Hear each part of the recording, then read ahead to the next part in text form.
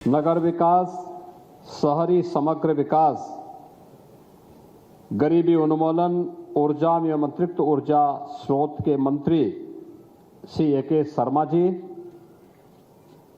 राज्य मंत्री श्री राकेश कुमार राठौर जी, लखनऊ की महापौर श्रीमती सुषमा खड़गवाल जी, माननीय सांसद श्री ब्रजलाल जी, श्री संजय सेठ जी, माननीय विधायक डॉक्टर नीरज बोरा जी, योगेश शुक्ला जी, अमरीश कुमार जी, श्रीमती जय देवी जी,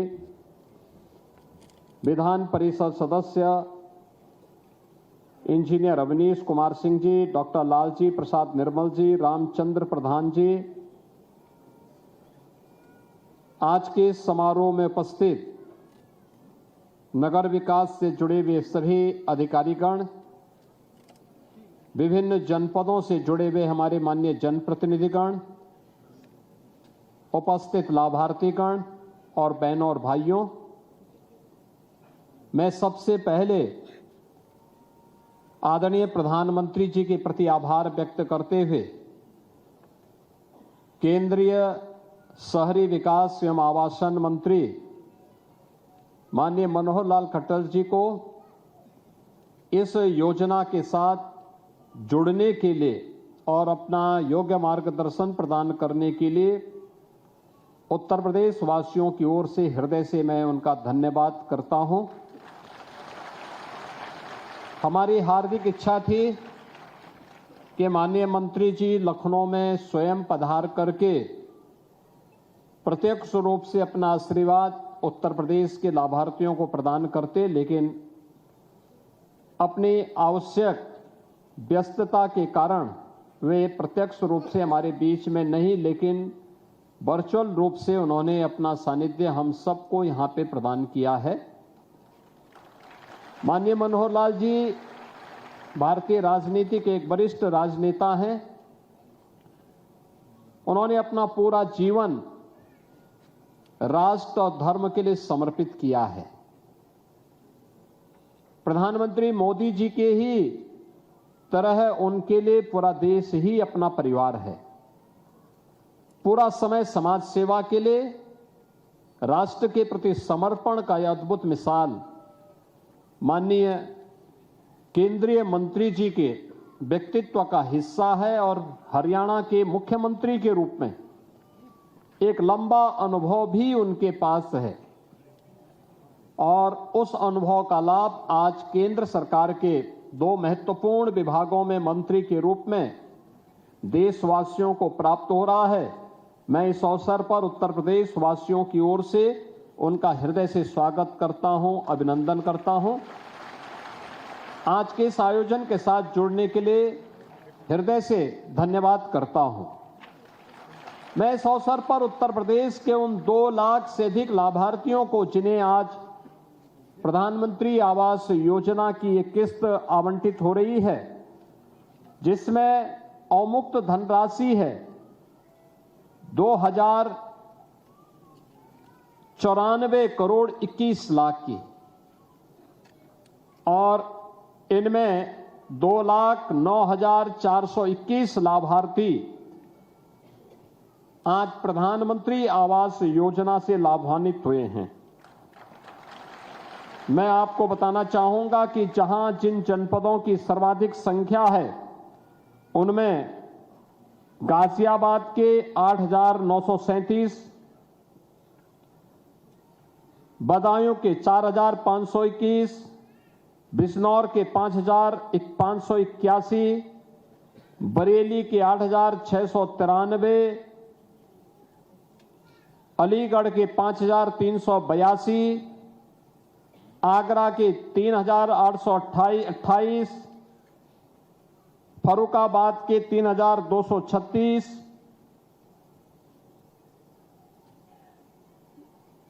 बुलंदशहर के 3,567, देवरिया के 4,142, अयोध्या के 4,697,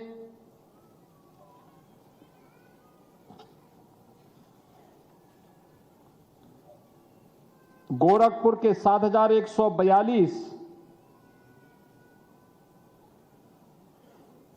कुशीनगर के 6,231, लखीमपुर खीरी के 5,100, लखनऊ के 8,568, महाराजगंज के 4,053, मथुरा के 4,366, मऊ के 3,494, मिर्जापुर के 2,027, मुरादाबाद के 3,827, प्रतापगढ़ के 7,214, प्रयागराज के 5,023, उन्नाव के 3,140, वाराणसी के 3,294, यानी कुल 2,09,421 लाभार्थियों के खाते में आज यह धनराशि यहां पर प्रथम किस्त के रूप में उन्मुक्त हुई है।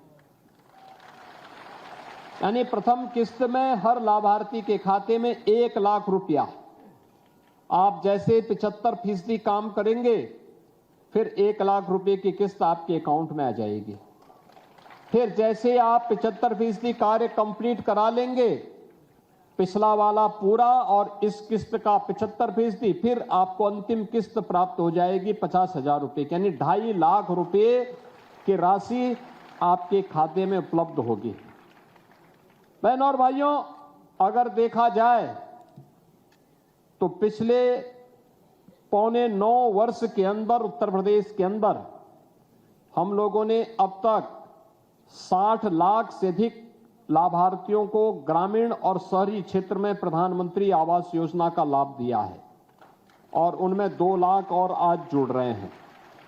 यानी अब यह 62 लाख की स्थिति में पहुंच चुका है।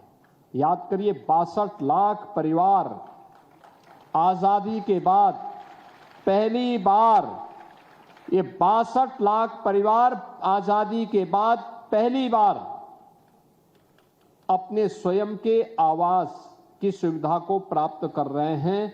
और इसका श्रेय अगर जाता है तो प्रधानमंत्री मोदी जी के विजन को जाता है, उनके नेतृत्व को जाता है।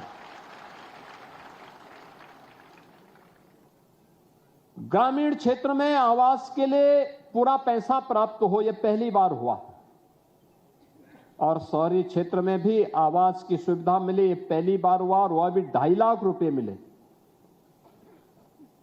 यह पहली बार हो रहा है। हम लोगों ने 2017 से लेकर के 2025 के बीच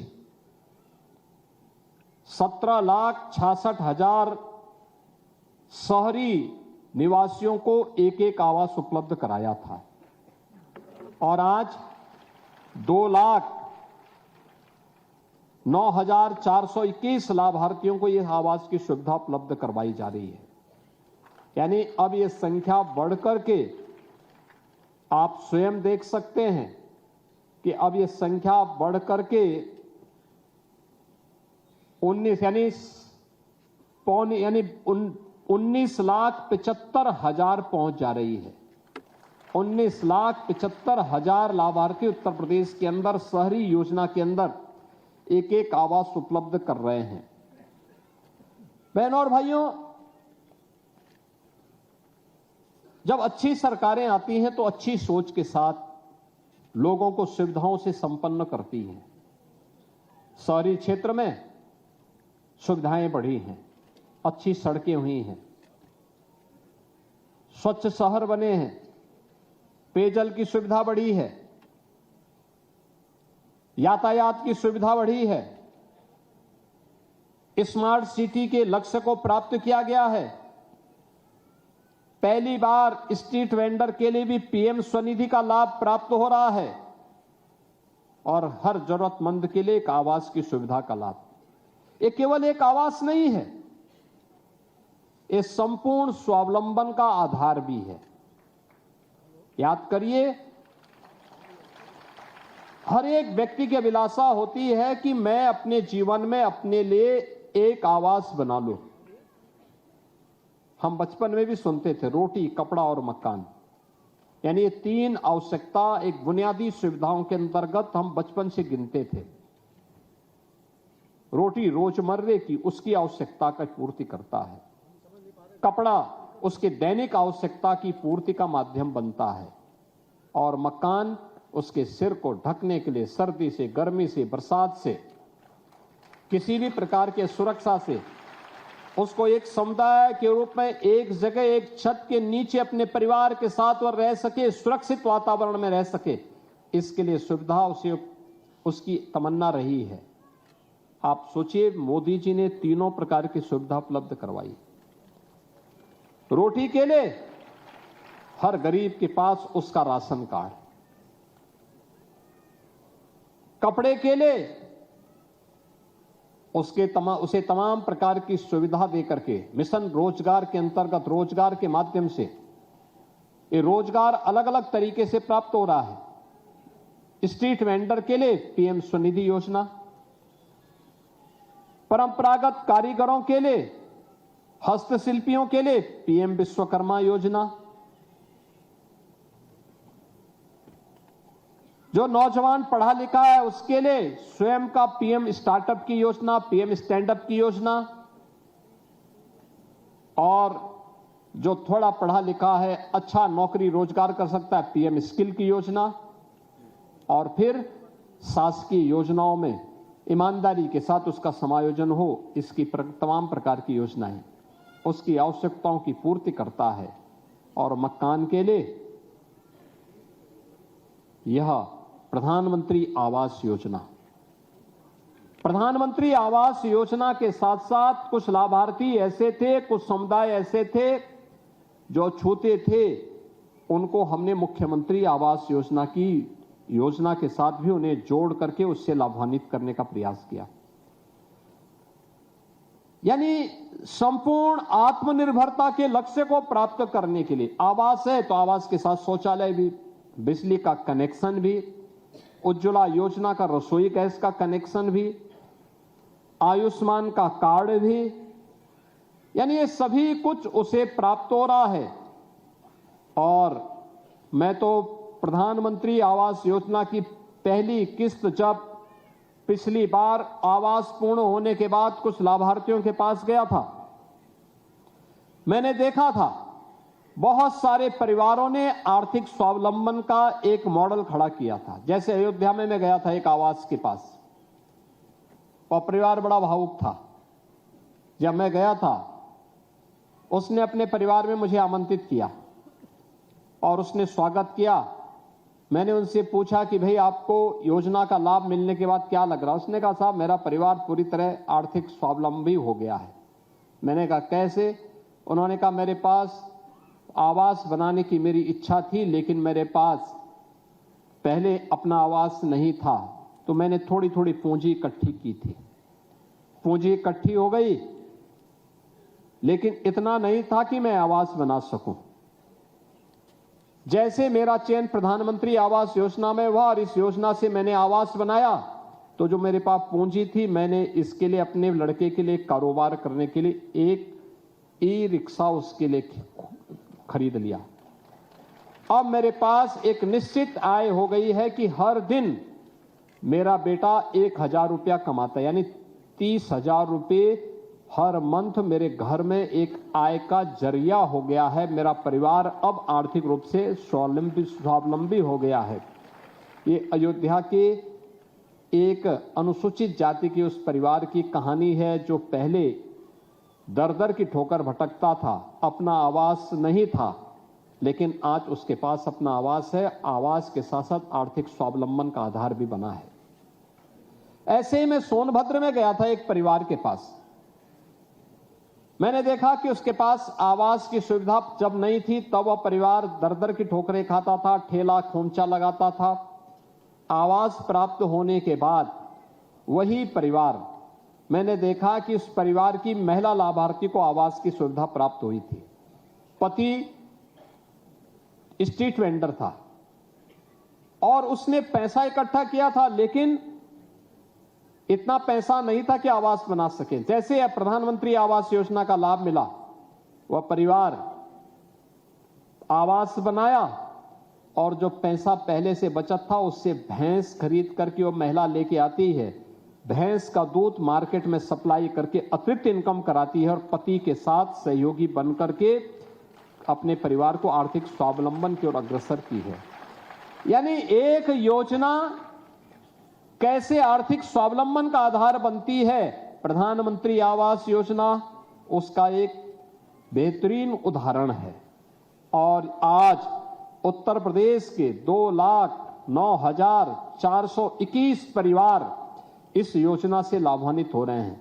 मैं इसके लिए इन सभी लाभार्थियों को, जो लाभार्थी आज इस योजना से जुड़े हैं, उनकी पहली किस्त गई है, उनको मैं बधाई देता हूं, हृदय से बधाई देता हूं। आज मौनी अमावस्या का दिन भी है।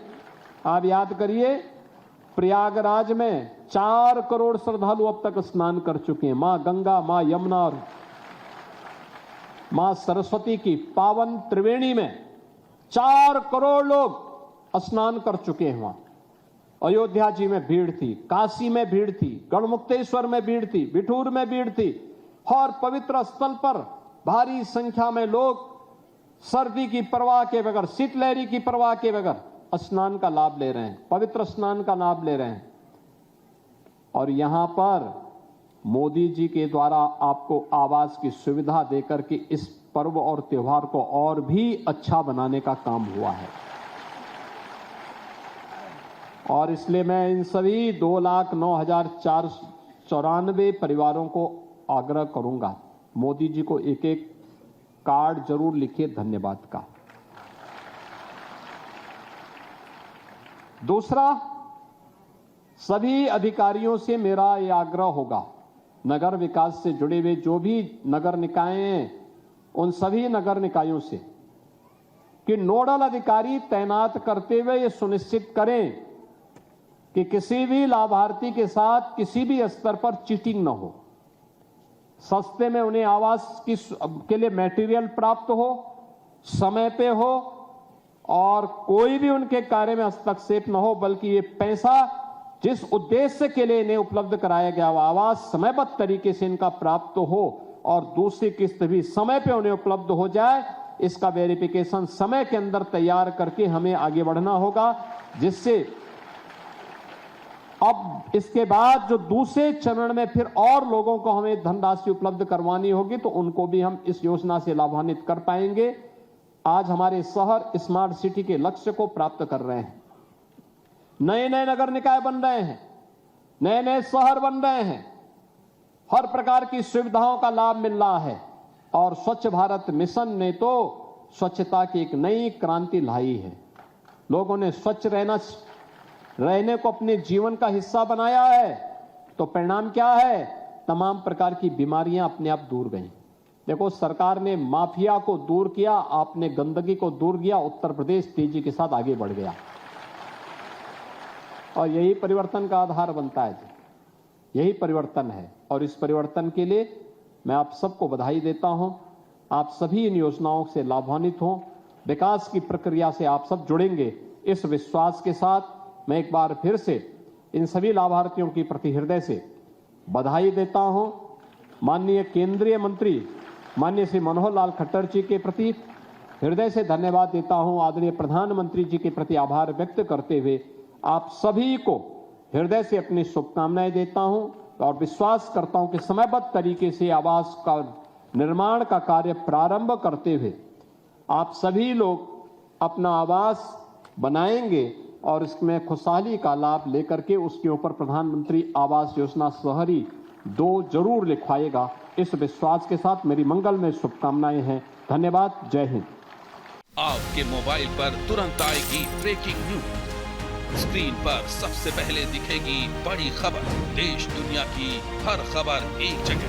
अब आपके मोबाइल पर तुरंत फटाफट इंस्टॉल कीजिए न्यूज नेशन ऐप और रखिए खुद को अपडेट।